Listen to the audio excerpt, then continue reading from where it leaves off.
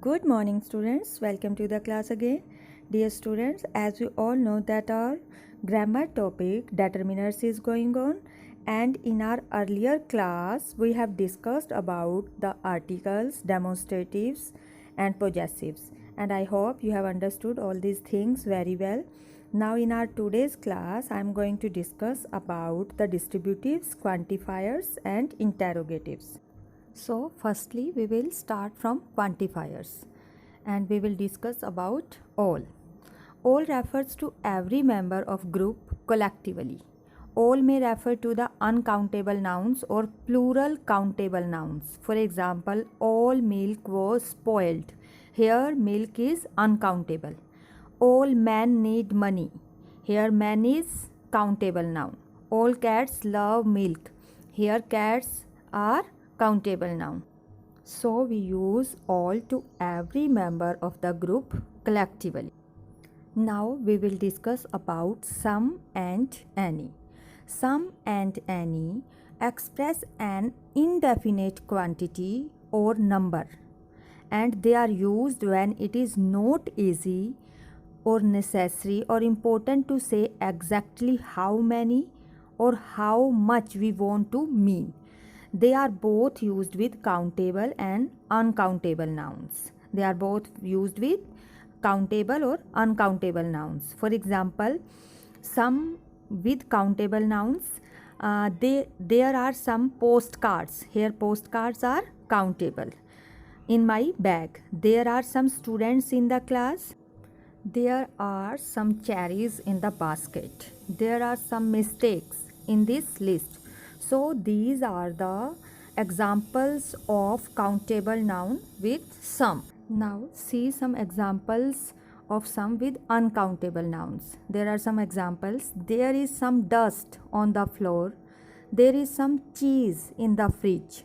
There is some fruit in the basket and there is some fish on the plate. So these are the examples of uncountable nouns. Now we will discuss about any. Any is often used with countable nouns and it is often used in negative sentence and questions. For example, there are not any people on the moon. There are not any empty chairs for the guest. So these are the examples of any. Here are some more examples. Are there any doctor in your family? If the answer is in yes, we can say yes, there are some doctors in my family. If the answer is in negative sense, then we can say no, there are not any doctors in my family. Now we will discuss about much and many. Many and much express a large quantity, and we use many with countable noun and much with uncountable nouns. For example, I have many postcards. Here, postcards are countable. She has got much influence on you. Now, influence is uncountable. There are many students in the class. Students are countable here, so we use many. There are much orange juice. Orange juice is uncountable, so we use here much. Now we will discuss about few and little. A few and a little. Firstly, I will tell you what is the difference between a few, a little or little. Few is used with countable noun and little is used with uncountable noun. Now what is the difference between a few and few? We will discuss about this. A few express a small quantity. When we use a few means there is small quantity, and when we use few, few implies that something is not many, not enough, or almost none. It expresses a negative idea, means there is nothing. For example, I have a few close friends in town and we have a very good time together. Here we use a few means something is there, and when we use few it means nothing is there. I have few friends in town, so I feel lonely from time to time. In second sentence, few is used. It means I have no friend, so I feel lonely from time to time. Now I will tell you about little.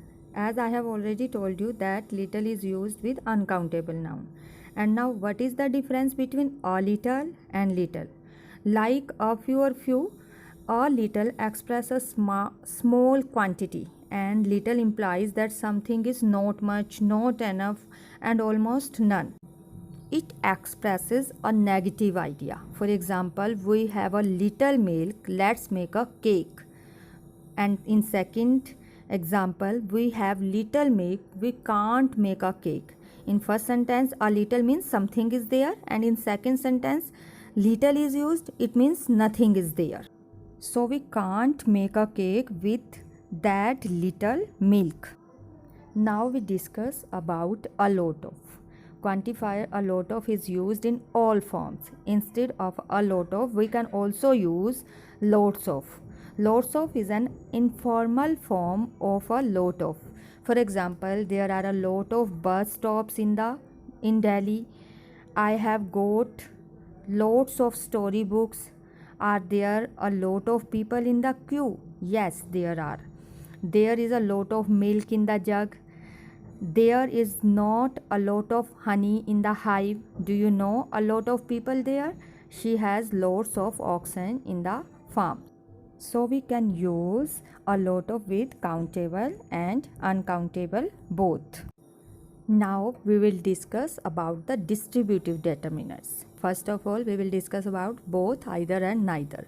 Both, either and neither are used to refer to a pair of person, place or thing. Both collectively refers to the whole pair, and either on the other hand refers to any one member from the pair, and neither negates the pair, means no one from the pair. For example, both my cars are black, both of my cars are black, both boys went to Seattle, and both the boys went to Seattle, both of the boys went to Seattle. So these are the example of both. Now example of either. Either is used to refer any one member of the pair, and it is stress equivalence on both of the members, means equally essential. Both members are equally essential.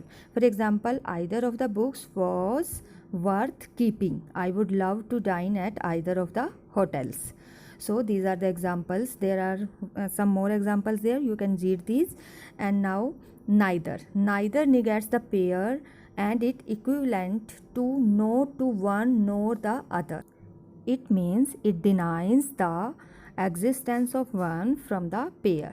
So the examples of neither is: neither car is working, neither child came, neither of the men went on leave, neither of the dogs barked.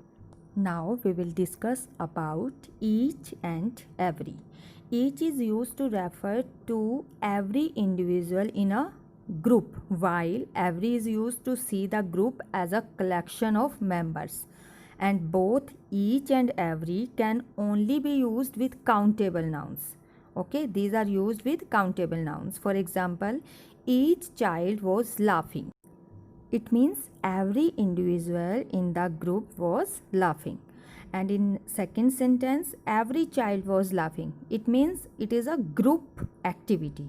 He got each man out safely. He got every man out safely. In third sentence, each means every individual was safely out, and in the fourth sentence means collectively. Every man was safely out collectively. Now we will discuss about the interrogative determiners. There are 3 interrogative determiners in English grammar, that is what, which, whose, and they are used to frame questions. And these are usually asked questions about a noun and are always followed by the noun. For example, what time did you reach here? Which school do you study? Whose shirt are you wearing? So these are the examples of interrogative determiners. Dear students, I hope you have understood all the determiners very well. So keep on practicing and do your best. Thank you very much.